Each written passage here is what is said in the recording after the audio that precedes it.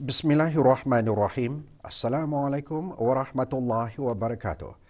Bersua dalam berita perdana malam ini, saya Syafal Bakrin Haji Suhaili. Saya Umi Masitas Osman. Berita-berita utama malam ini. Ke bawah Duli Yang Maha Mulia Paduka Seri Baginda Sultan dan Yang di-Pertuan Negara Brunei Darussalam berangkat ke Phnom Penh, Kemboja.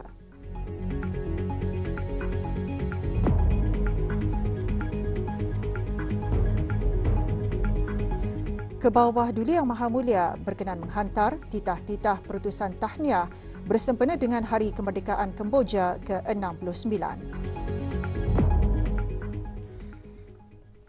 Ke bawah Duli Yang Maha Mulia Paduka Seri Baginda Sultan Haji Hassan Al-Bolkiah Muizzuddin Wad Daulah Ibni Almarhum Sultan Haji Umar Ali Saifuddin Saadul Khairuddin Sultan dan Yang di-Pertuan Negara Brunei Darussalam petang tadi berangkat ke Phnom Penh, Kerajaan Kemboja bagi menghadiri sidang-sidang kemuncak ASEAN ke-40 dan ke-41 serta sidang-sidang kemuncak berkaitan yang akan berlangsung pada 10 hingga 13 November 2022 dan seterusnya mengadakan keberangkatan negara ke Kemboja pada 14 November 2022. Berangkat mengiringi ke bawah Duli Yang Maha Mulia ialah Duli Yang Teramat Mulia Paduka Seri Pengiran Muda Abdul Matin.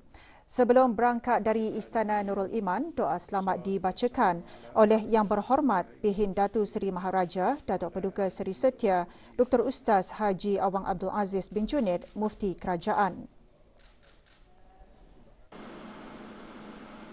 Berangkat di hangar penerbangan ke bawah Duli Yang Maha Mulia di Rimba bagi menyembahkan selamat berangkat Duli Yang Teramat Mulia Paduka Seri Pengiran Muda Mahkota Pengiran Muda Haji Al-Muhtadi Billah, Menteri Kanan di Jabatan Perdana Menteri.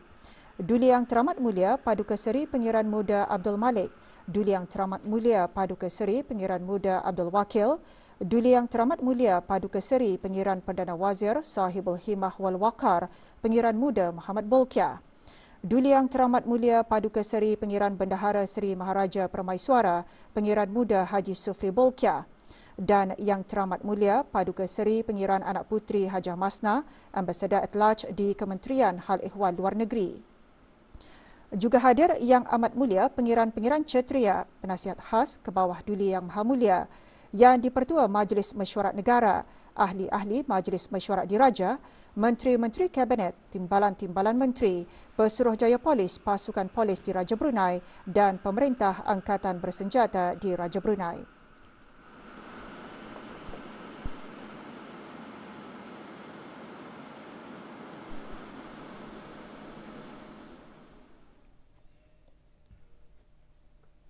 Ke bawah Duli Yang Maha Mulia Paduka Seri Baginda Sultan dan Yang di-Pertuan Negara Brunei Darussalam berangkat tiba di Phnom Penh, Kerajaan Kemboja petang tadi. Hadir bagi menjunjung keberangkatan tiba ke bawah Duli Yang Maha Mulia di lapangan terbang antarabangsa Phnom Penh ialah Yang Berhormat Datuk Seri Setia Dr. Awang Haji Muhammad Amin Liu bin Abdullah, Menteri di Jabatan Perdana Menteri dan Menteri Kewangan dan Ekonomi kedua, Yang Berhormat Datuk Seri Setia Awang Haji Irwan bin Pihin Datuk Pekerma Jaya Haji Muhammad Yusof, Menteri Hal Ehwal Luar Negeri kedua, dan Tuan Yang Terutama Pengiran Kasmir Han bin Pengiran Haji Tahir, Duta Besar Istimewa dan Mutlak Negara Brunei Darussalam ke Kerajaan Kemboja.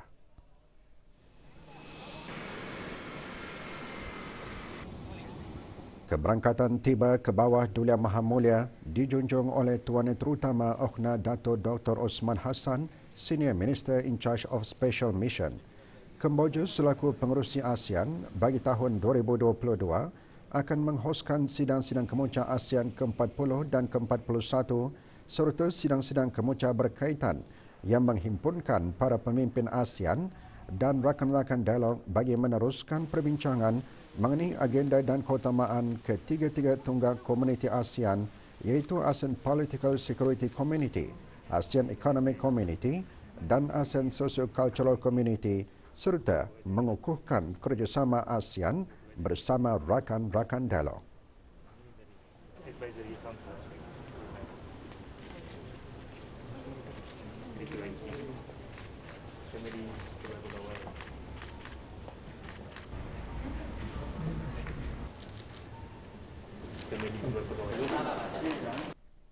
Keberangkatan negara baginda kali kedua ke Kemboja akan mengesahkan semula hubungan dua hala yang mesra dan seterusnya menggariskan keperluan untuk terus menjalin dan meluaskan kerjasama bagi manfaat yang lebih besar kepada rakyat kedua-dua buah negara. Ini termasuk kerjasama dalam bidang perdagangan, pendidikan, belia, sukan dan kebudayaan. Pada tahun ini, negara Brunei Darussalam dan Kemboja menyambut ulang tahun ke-30 penubuhan hubungan diplomatik sejak hubungan berkenaan dijalinkan pada 9 Jun 1992. Kebawah Duli Yang Maha Mulia Paduka Seri Baginda Sultan Haji Hassanal Bolkiah Muizzaddin Wad Daulah Ibni Almarhum Sultan Haji Umar Ali Saifuddin Saadul Khadiwaddin, Sultan dan Indi Pertuan Negara Brunei Darussalam telah berkenan menghantar titah-titah perutusan tahniah kepada Kebawah Duli Yang Maha Mulia Pria Ban Samdeng Pria Bramnith Norodom Sihamoni, Raja Kemboja.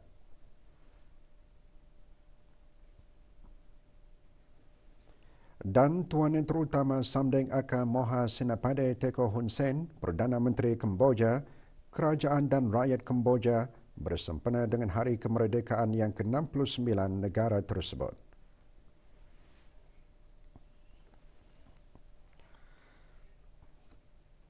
Setiap pekerjaan perlu disertai dengan niat ikhlas untuk mendapat keredaan Allah Subhanahu Wa Taala. Menteri Hal Ehwal Agama menyatakan perkara tersebut pada majlis penyerahan sijil penghargaan perkhidmatan bagi pegawai dan kaki tangan Kementerian Hal Ehwal Agama yang bersara tahun 2020 dan 2021. Menurut Yang Berhormat Pihin Udana Khatib Datuk Paduka Seri Setia Ustaz Haji Awang Badarudin bin Pengarah Datuk Paduka Haji Awang Osman lagi, apapun jawatan semasa berkhidmat di Kementerian Hal Ehwal Agama, sudah setentunya para pesara sempat menabur bakti yang sangat berguna. Majlis berlangsung pagi tadi di salah sebuah hotel di Gadong. Terutama sekali dan agama itu boleh dipergunakan ataupun yang dimanfaatkan tentunya oleh keluarga, bahkan yang penting lagi ada keperluan-keperluan dalam masyarakat. Seramai 194 pegawai dan kaki tangan Kementerian Hal Ehwal Agama yang bersara pada tahun 2020 dan 2021 diraikan pada majlis ini. Turut hadir Pengiran Datuk Seri Paduka Haji Muhammad Tashim bin Pengiran Haji Hassan, Timbalan Menteri Hal Ehwal Agama.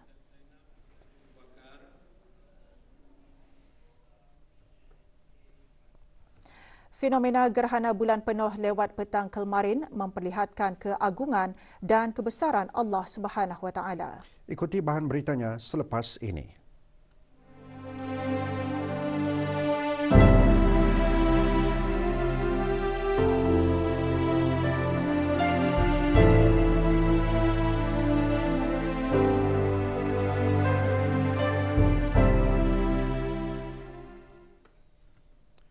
Negara Brunei Darussalam menyaksikan fenomena gerhana bulan penuh lewat petang kemarin. Berikutan fenomena tersebut, semua masjid, surau dan balai ibadat seluruh negara mengadakan sembahyang sunat gerhana bulan. Antara yang mengadakannya Balai Khazanah Islam Sultan Haji Hassanal Bolkiah. Menyertai jemaah Yang Berhormat Pihin Datu Lala Raja Major Jeneral Bersara Datuk Paduka Seri Haji Awang Halbi bin Haji Muhammad Yusof, Menteri di Jabatan Perdana Menteri.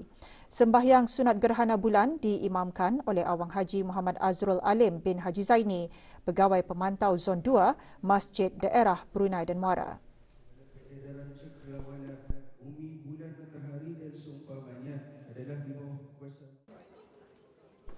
Sementara itu, Balai Khazanah Islam Sultan Haji Hassanal Bolkiah dan Persatuan Astronomi Brunei Darussalam mengadakan cerapan gerhana bulan penuh di kawasan lapang depan bangunan Balai Khazanah Islam Sultan Haji Hassanal Bolkiah. Juga hadir Datuk Seri Paduka Awang Haji Sofyan bin Haji Sabtu, Timbalan Menteri di Jabatan Perdana Menteri, Sekuriti dan Undang-Undang.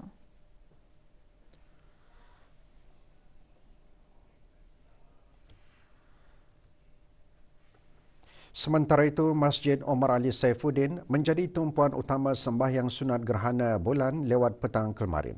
Dalam khutbah khas mengenainya menggariskan, gerhana merupakan suatu kejadian yang berlaku pada matahari dan bulan yang memperlihatkan keagungan dan kebesaran Allah Subhanahu Wa Taala sebagai tanda atau bukti kekuasaannya seperti mana terjadinya siang dan malam.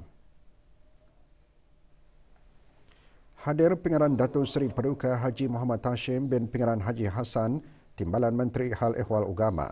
Terdahulu, sembahyang sunat gerhana bulan diimamkan oleh Awang Muhammad Hasnal bin Haji Muhammad, pegawai masjid berkenaan.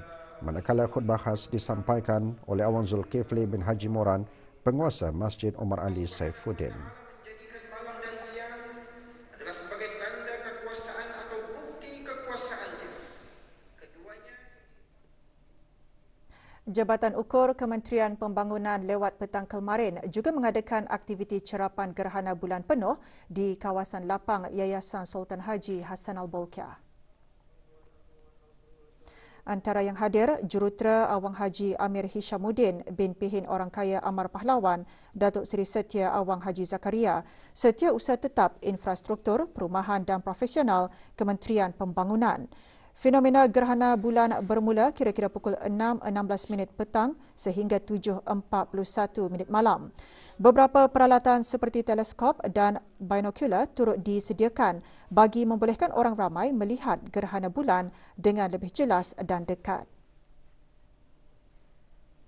Tempoh gerhana 6 bulan ke 12 bulan, yang mana pada tahun depan akan terjadinya gerhana bulan separa, iaitu pada bulan Oktober 2023 dan juga gerhana separa dalam bulan April 2023. Dan juga 3 tahun akan datang akan terjadinya bulan penuh pada bulan September 2025. Persatuan Peniaga Brunei Perancis FBBA petang tadi mempengerusikan forum ekonomi bertajuk Looking Beyond to a Sustainable Economy. Forum yang dibentangkan oleh Lembaga Pembangunan Ekonomi Brunei BEDB itu berlangsung di salah sebuah hotel di Ibu Negara. Antara yang hadir Tuan Yang Terutama Bernard Reynald Faber, Duta Besar Istimewa dan Mutlak Republik Perancis ke Negara Brunei Darussalam selaku penaung FBBA. Semasa forum, Daniel Leong, pemangku Ketua Pegawai Eksekutif BEDB dan Darussalam Enterprise Dare menekankan BEBD dipandu oleh Rangka Tindakan Ekonomi Negara Brunei Darussalam ke arah matlamat ketiga Wawasan Brunei 2035 iaitu menjadi ekonomi yang dinamik dan mapan. Juga dikongsikan peluang-peluang perniagaan khusus melalui 5 kluster utama, antaranya hiliran minyak dan gas, makanan, teknologi maklumat dan komunikasi, pelancongan dan perkhidmatan.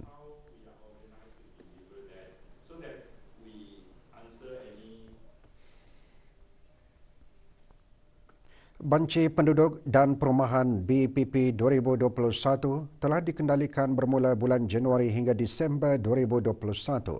Menurut laporan BPP 2021, ciri-ciri demografi, isi rumah dan perumahan yang dikeluarkan Jabatan Perancangan Ekonomi dan Statistik JPES, Kementerian Kewangan dan Ekonomi, jumlah penduduk negara Brunei Darussalam semasa BPP 2021 adalah seramai 440,715 orang.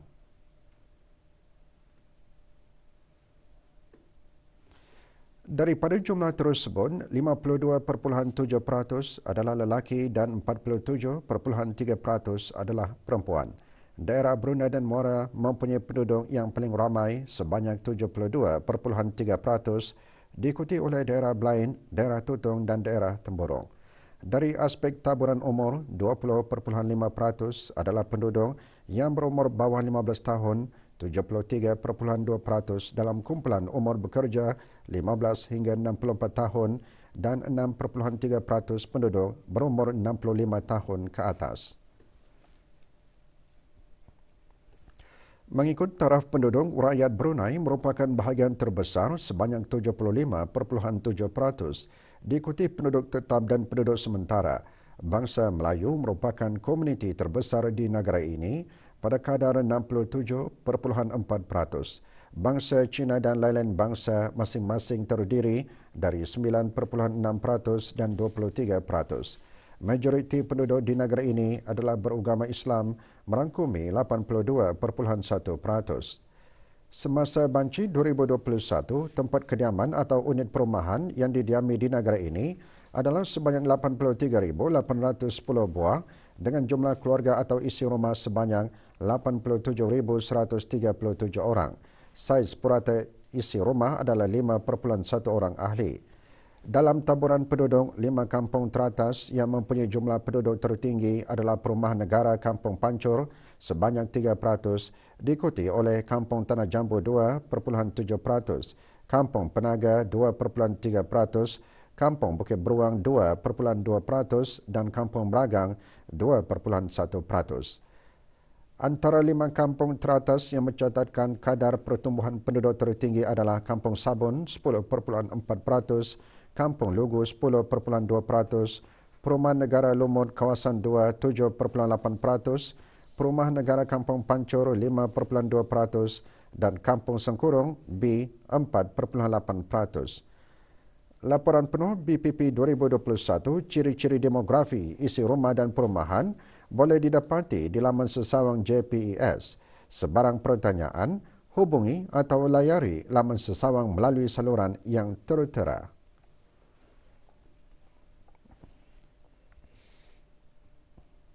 Perubahan iklim adalah permasalahan yang kompleks, memerlukan tindakan dan strategi yang perlu dirancang serta bertindak secara kolektif dan kolaboratif.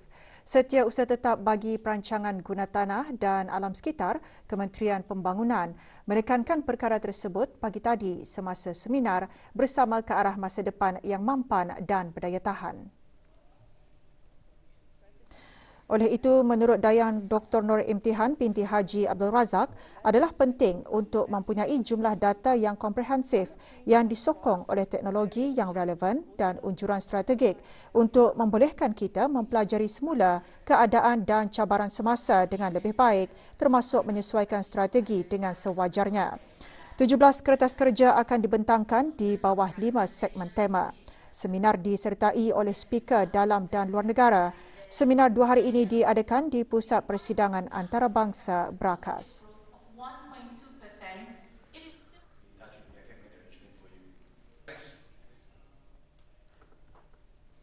Pada sebelah petang, 2 kertas kerja dibentangkan semasa seminar bersama ke arah masa depan yang mapan dan berdaya tahan.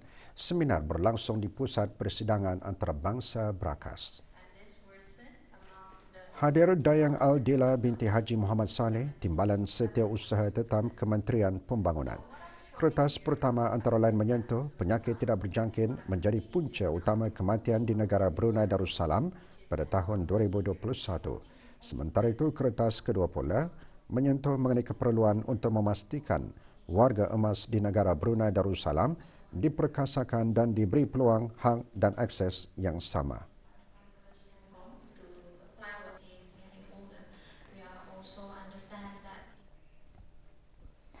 Penerbitan buku koleksi irama dan lagu O Kanak-Kanak pada tahun 2021 yang menghimpunkan 56 buah lagu kanak-kanak tradisi telah memangkin kesedaran untuk terus menghidupkan semula warisan milik negara itu.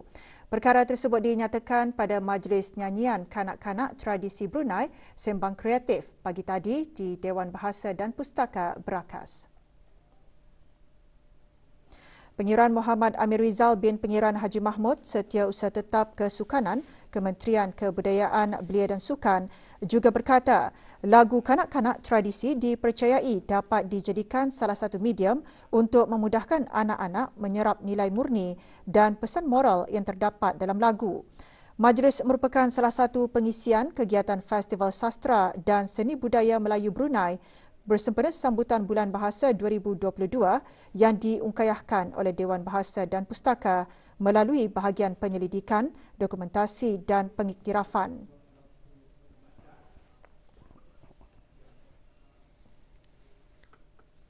Kerjasama antara pasukan polis Diraja Brunei PPDB dan pasukan polis Singapura diperkukuh dengan pengendalian eksersis penyiasatan pasca letupan 5th Live Blast and Post Blast Investigation Training Exercise SolarWind 5 Brunei Darussalam. Tahun ini, eksersis menjurus kepada tata cara siasatan melibatkan kejadian ledakan bahan letupan dan pengendalian secara terperinci bagi mengetahui punca sebenar sesuatu kejadian. Eksersis disaksikan oleh Datuk Seri Pahlawan Awang Sulaiman bin Ali Din, Timbalan Pesuruhjaya Polis PPDB. Eksersis tersebut berlangsung selama 3 hari bermula 7 November 2022.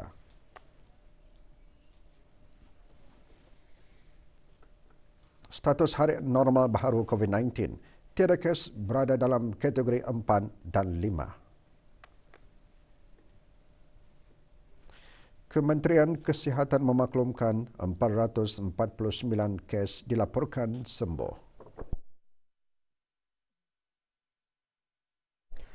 Jumlah keseluruhan pemberian 2 dos vaksin COVID-19 bagi kanak-kanak berumur 5 hingga 11 tahun 86.4%. Bagi remaja berumur 12 hingga 17 tahun yang mendapat 3 dos vaksin 61.8%.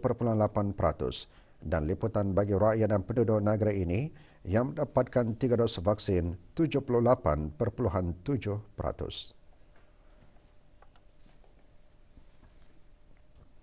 Bagi meningkatkan kesedaran tentang sumbangan radiologi kepada penjagaan kesihatan yang selamat dan meningkatkan pemahaman tentang peranan penting ahli radiologi, juru radiografi dan juru teknik X-ray dalam kesihatan, kemarin diadakan sambutan Hari Radiologi Antarabangsa di Hospital Raja Isteri Pengiran Anak Saleha. Dengan tema Radiologists and Radiographers Supporting Patients, sambutan antara lain bertujuan bagi membantu pengesanan penyakit lebih awal dengan rawatan yang lebih baik untuk pesakit.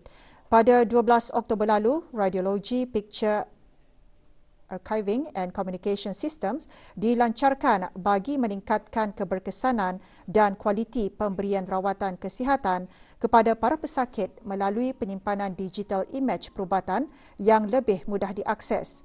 Bersempena sambutan tersebut, beberapa aktiviti diatur, antaranya syarahan dalam talian, pameran poster dan aktiviti kuis interaktif.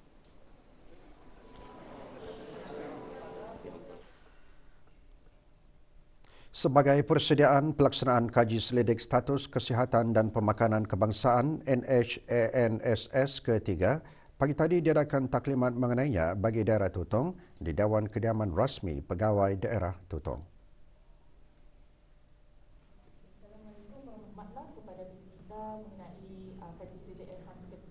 Taklimat disampaikan oleh Dr. Nur Zawani binti Awang Ishang, Pegawai Perubatan Kementerian Kesihatan.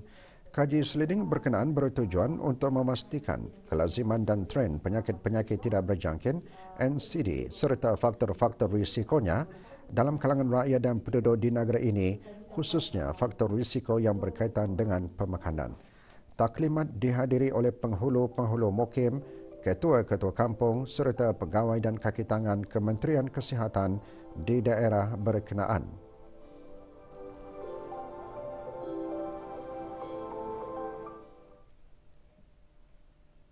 Dengan tajuk Tadabbur Surah Al-Kahfi, sesi Tadabbur Al-Quran sebagai wadah bagi para pelajar Universiti Brunei Darussalam UBD dan orang awam untuk menghayati isi Al-Quran. Sesi Tadabbur petang tadi dianjurkan oleh Unit Kerohanian dan Khidmat Masyarakat Bahagian Hal Ehwal Pelajar UBD.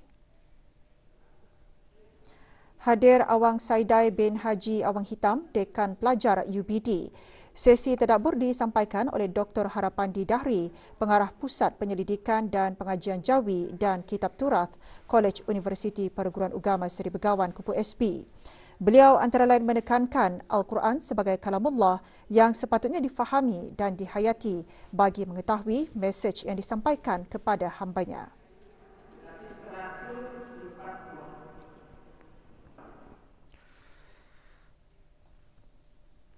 Orang ramai dinasihatkan untuk lebih berwaspada dan berhati-hati berhubung kegiatan skam yang sedang tular di negara Brunei Darussalam. Skam itu melibatkan panggilan telefon daripada individu yang mengaku dan menyamar sebagai seorang pegawai daripada pihak perbankan.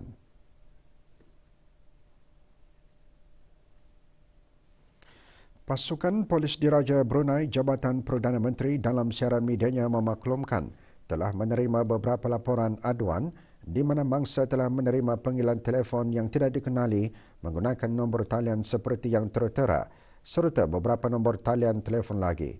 Pemanggil juga didapati menggunakan logat luar negara atau asing. Modus operandi kegiatan skam ini ialah dengan menghubungi mangsa dan menjelaskan mengenai pemanggil atau suspek memperkenalkan diri sebagai seorang pegawai bank atau pegawai dari penguatkuasa undang-undang. Suspek memaklumkan mengenai tuntutan pinjaman kewangan iaitu transaksi penggunaan kad kredit atau bayaran pinjaman yang tertunggak. Suspek kemudian akan cuba untuk mendapatkan maklumat peribadi mangsa kononnya untuk disemak dalam sistem mereka. Suspek juga akan memindahkan panggilan tersebut kepada pegawai yang lebih tinggi atau yang mempunyai otoriti atau kuasa bertujuan untuk memperdayakan lagi mangsa untuk mempercayai skam mereka. Mangsa akan dikerah untuk membuat pembayaran segera dengan jumlah wang yang besar bagi menyelesaikan tuntutan tersebut dan jika gagal membuat pembayaran, tindakan akan dijalankan seperti mengeluarkan surat saman dari pihak mahkamah ataupun arahan tangkap ke atas mangsa berkenaan. Pasukan Polis Diraja Brunei sedang giat menjalankan siasatan berhubung aduan dan laporan mengenai kes skam tersebut.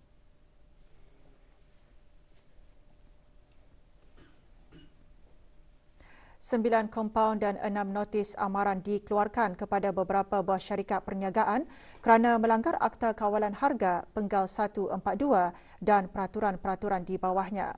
Jabatan Perancangan Ekonomi dan Statistik JPES, Kementerian Kewangan dan Ekonomi dalam siaran akhbarnya menyatakan dapatan itu ditemui hasil penguatkuasaan rutin harian JPES melalui Jabatan Hal Ehwal Pengguna.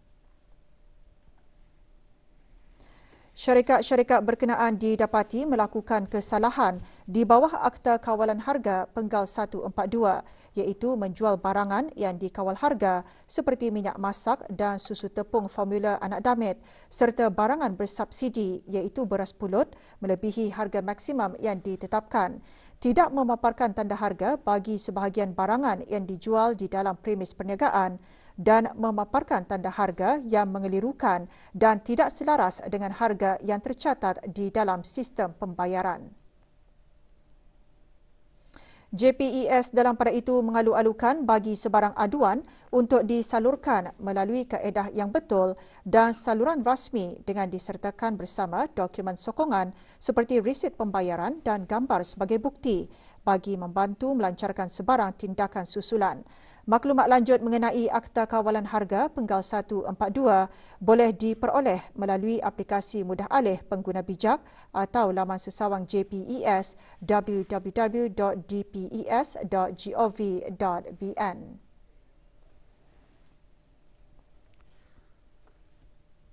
Sultan Chewy Sweets jenama Frutella yang dijual di beberapa pasaraya di negara ini didapati mengandungi gelatin bersumberkan khinzir. Dapatan tersebut adalah hasil pemeriksaan yang dijalankan oleh Jabatan Hal Ehwal Syariah, Kementerian Hal Ehwal Agama melalui Bahagian Kawalan Makanan Halal setelah menerima aduan orang awam.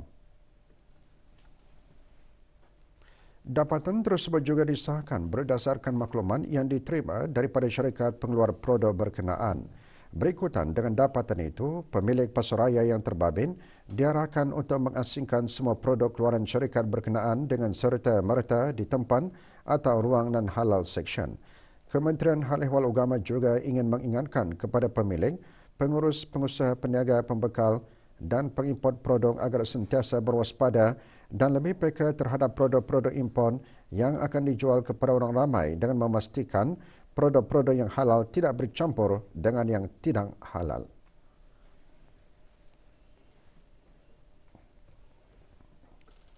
Festival Kids Athletics Sekolah-Sekolah Rendah tahun 2022 dianjurkan bagi memperkenalkan aktiviti sukan yang sesuai dengan keperluan fizikal dan pertumbuhan serta perkembangan kanak-kanak.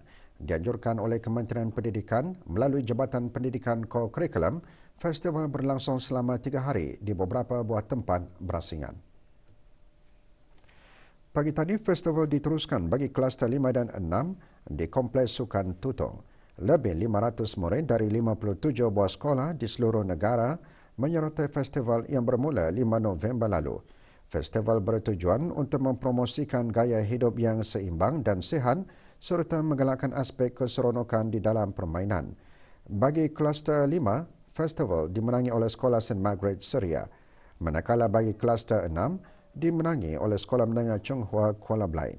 Penyampaian hadiah disempurnakan oleh Awang Abdul Wafi Sia bin Abdullah Sia, Ketua Kluster 5 Jabatan Sekolah-Sekolah Kementerian Pendidikan. Iaitu di mana stesen A adalah larian sprint slalom, ya stesen B kids javelin, stesen D Formula 1 dan stesen D lompat jauh berdiri. Adalah harapan kami supaya program Kids Atletik ini akan dapat diluaskan lagi, dikembangkan lagi di peringkat sekolah-sekolah. Mungkin ini adalah langkah pertama saja dahulu. Selepas ini mungkin di sekolah-sekolah lagi akan dapat dikembangkan kepada kanak-kanak di semua peringkat umur. Beralih ke kejohanan bola keranjang Lausan 2022, pasukan Pegasus dan pasukan Unity masing-masing mencatatkan kemenangan semalam dalam 2 perlawanan kategori terbuka. Perlawanan berlangsung di gelanggang bola keranjang Batu Bersurat Gadong. Dalam perlawanan pertama, pasukan Pegasus jersey hitam menang 167 ke atas pasukan Last Chance.